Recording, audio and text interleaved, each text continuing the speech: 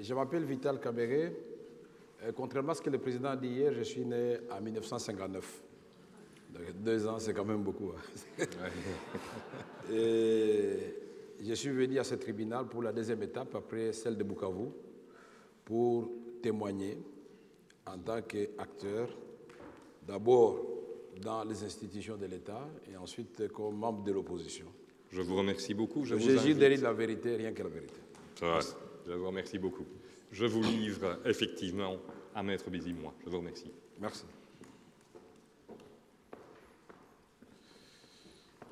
Je vous remercie, Monsieur le Président.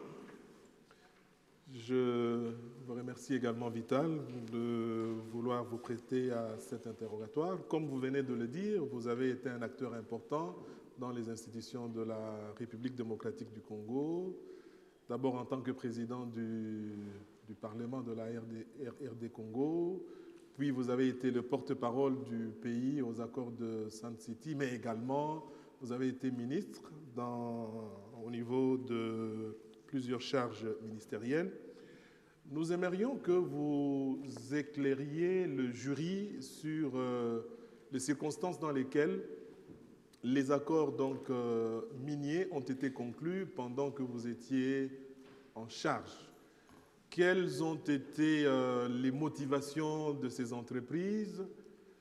Est-ce que vous avez l'impression que ces entreprises ont profité de l'instabilité politique du moment pour décrocher des accords défavorables au peuple congolais? Merci pour la question. Ici, nous devons être clairs dès le départ. Moi, je crois qu'ici, les responsabilités sont partagées. D'une part, entre l'État congolais, les autorités congolaises qu'il faut séparer de l'État, et le multinational, et tous les lobbies extérieurs. Ce que je dois dire ici est qu'on a parlé du code minier. Ce code minier, effectivement, était arrivé à l'Assemblée constituante qui faisait à ce moment-là office du Parlement, puisqu'on n'avait pas encore le nouveau Parlement. Il y avait eu des experts de la Banque mondiale pour venir aider à l'élaboration du code minier. Mais ce code minier, quand vous le lisez, effectivement, il y a eu beaucoup de protestations, puisqu'on donne des exonérations sans limite. Et même ça, je dois ajouter un deuxième élément.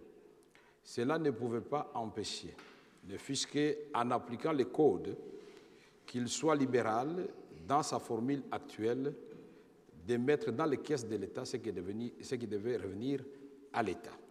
Et là, nous avons plusieurs illustrations.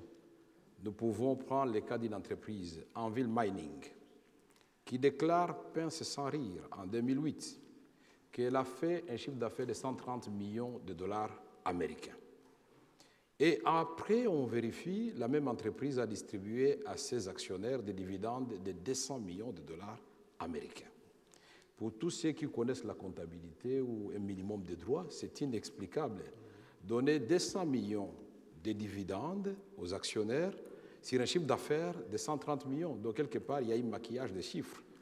Est-ce que cette entreprise a empêché le gouvernement congolais de faire les redressements fiscaux, puisque c'est prévu chez nous? Et c'est là que moi, je dis, nous faisons intervenir un acteur latent, non visible. C'est les autorités congolaises qui ont la capacité de se dédoubler. C'est que moi, j'avais qualifié, quand j'étais président de l'Assemblée nationale, de gouvernement parallèle. Donc l'État existe, mais dans l'État, il y a des autorités qui se donnent le droit d'être au-dessus de l'État. Nous voulons dire aussi que nous avons assisté à quelques scandales. Parce qu'on ne peut pas comprendre, quand j'étais président de l'Assemblée nationale, je l'avais dit, les vidéos existent, on nous amène les contrats chinois. En ce qui concerne les droits des Chinois, tout est clair, c'est-à-dire les Chinois savent qu'en contrepartie des routes, des écoles et des universités qu'ils vont construire pour les Congolais, et ils doivent obtenir 12 millions de tonnes de cuivre. Et quand on voit les cours historiques du cuivre à ce moment-là, ça signifie que la Chine devait obtenir 90 milliards de dollars. 2 minutes, contre un prêt de 9 milliards de dollars pour les Congolais. Il y a eu la pression extérieure puisque le patron du Fonds monétaire international, Dominique Strauss-Kahn, est venu jusqu'à Kinshasa. après que l'Assemblée nationale ait formulé un certain nombre de recommandations, 10 au total, sur les contrats chinois, pour dire que ces contrats étaient déséquilibrés. Il y avait 2 garanties qu'il fallait donner aux Chinois, et il était dit dans ces contrats, si la Gécamine ne payait pas, la Chine se réservait le droit de prendre n'importe quelle autre ressource naturelle de la République démocratique du Congo. Et puis il y avait une fiscalité particulière. Donc, si on parle de ces dossiers, rien que ces dossiers, on peut illustrer la mafia entretenue par l'État congolais.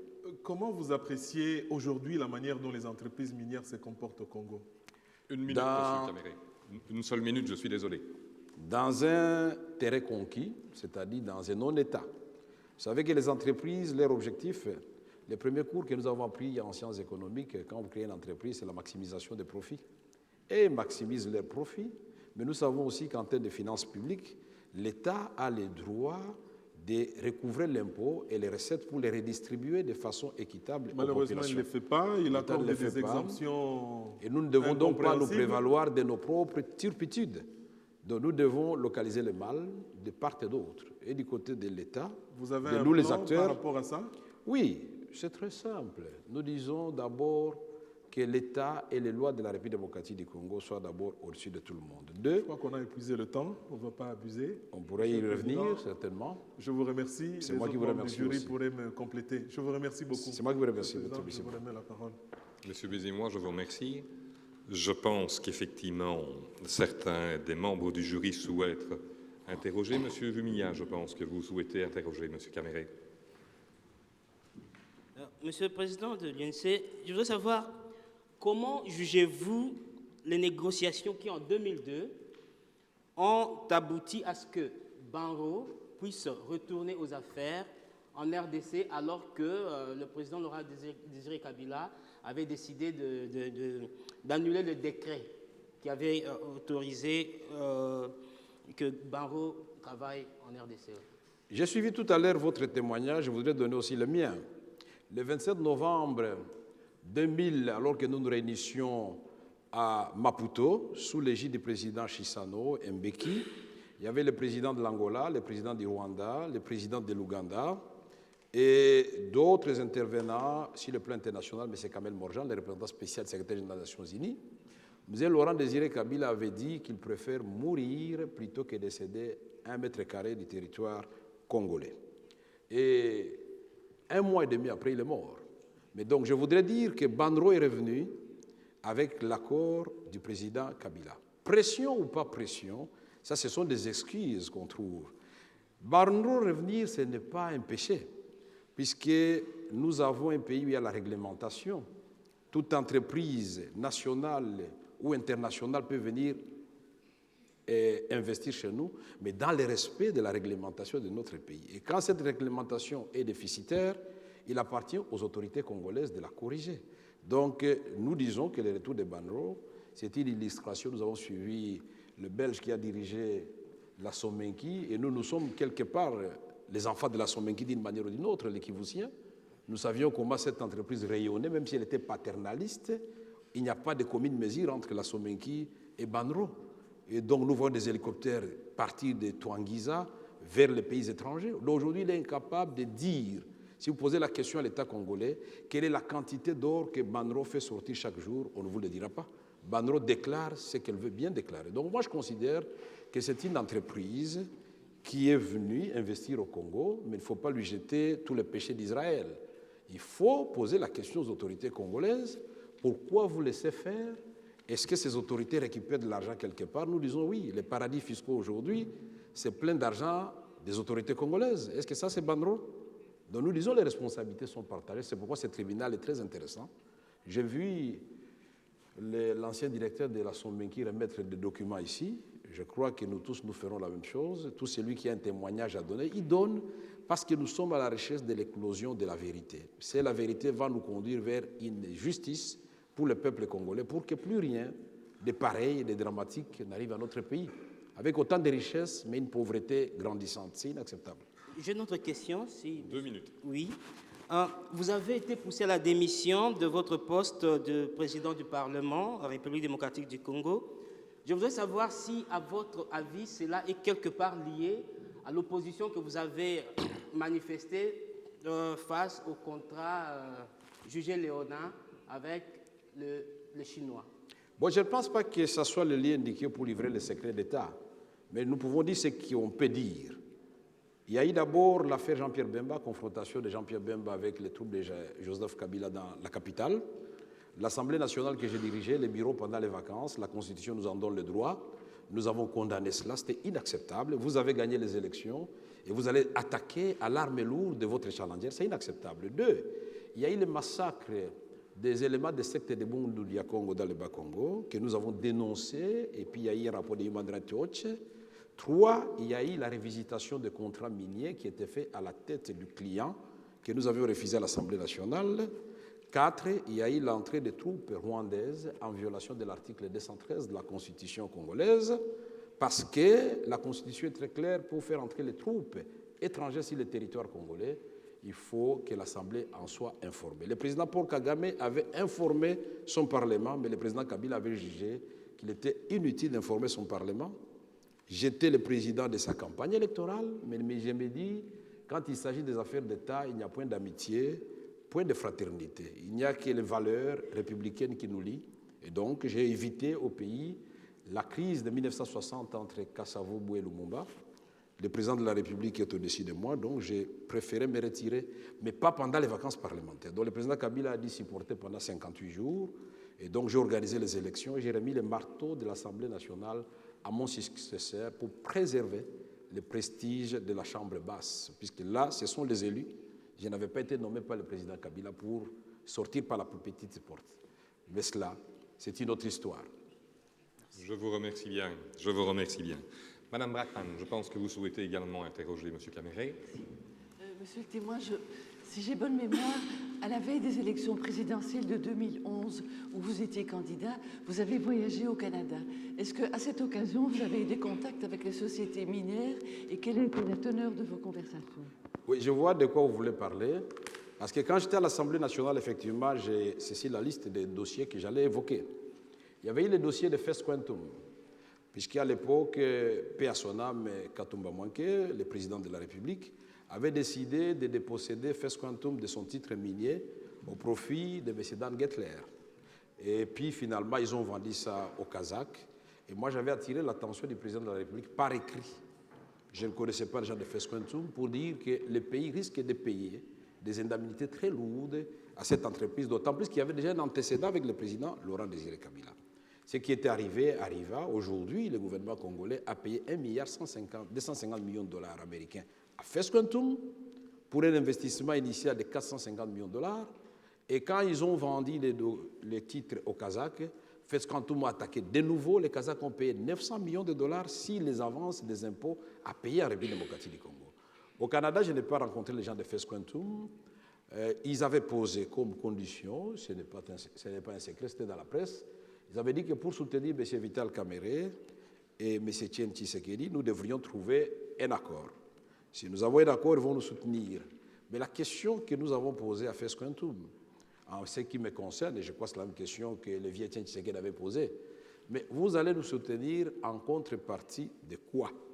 Si c'est pour créer un climat des affaires au Congo, avec une législation qui va vous permettre de vous mettre en compétition avec d'autres entreprises, si c'est pour éviter les tracasseries, puisqu'il faut souligner aussi que les entreprises qui viennent au Congo parfois cherchent des voies les plus faciles parce que tout le monde a la place de l'État, général, juge, commissaire de police, administrateur du territoire, donc vous pouvez payer jusqu'à 150 taxes. Si c'est cela, d'accord.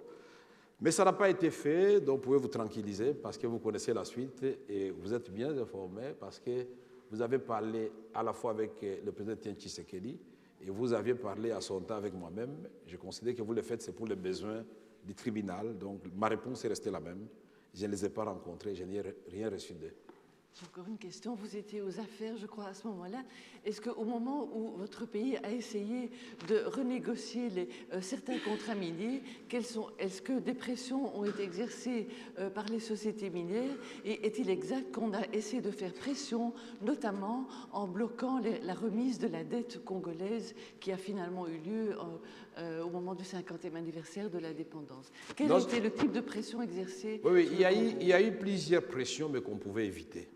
Moi, je crois que le problème de nous, les autorités congolaises, parce que je ne voudrais pas me soustraire pour ne pas donner l'impression que je suis venu à ce tribunal pour accuser les autres en disant que moi, je suis plus propre que les autres. Hein. Mais je pense que notre grand problème que nous avons, nous les dirigeants congolais, c'est d'ignorer l'importance de notre pays. Et que nous allons toujours négocier en position de faiblesse alors que c'est nous qui détenons les richesses.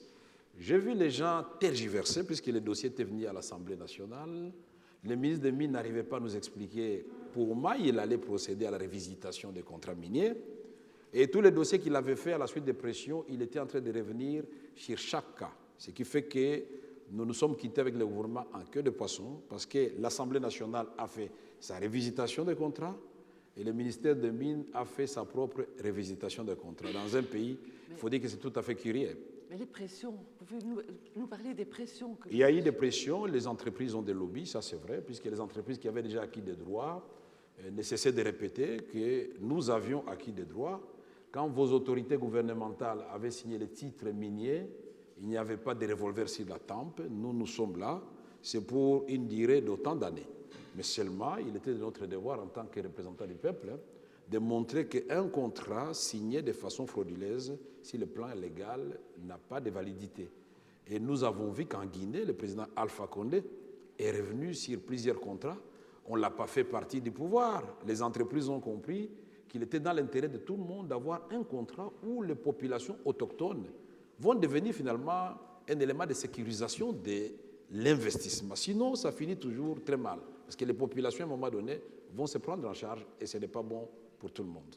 Merci. Merci, Monsieur. Merci beaucoup. Y a-t-il d'autres membres du jury, Madame Kabadjoun, je vous en prie.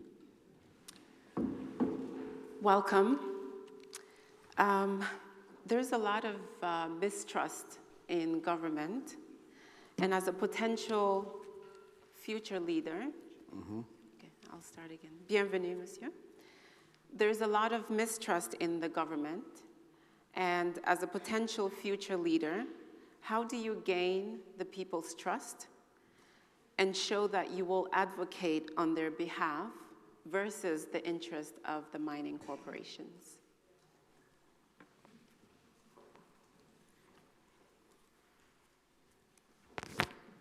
Merci beaucoup. Je voudrais rectifier tout de suite. Je ne suis pas un nouveau leader. Je l'ai dit tout à l'heure, je porte aussi une part des responsabilités, d'une manière ou d'une autre, directement ou indirectement, de ce qui s'est passé dans notre pays.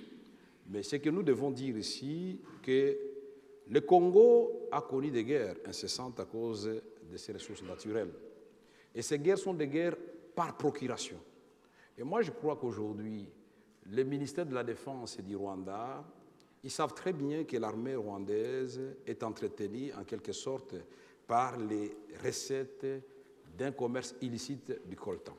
Nous savons très bien qu'aujourd'hui, le président Museveni l'avait dit que le Congo c'est comme une maison sans sentinelle. Il avait même évoqué la prière de notre Père, que le Congo nous soumet tout le temps à la tentation. Tout le monde veut entrer au Congo. Il y a trop de richesses, mais il n'y a pas d'armée. Moi, je crois que, nous devons d'abord construire l'État.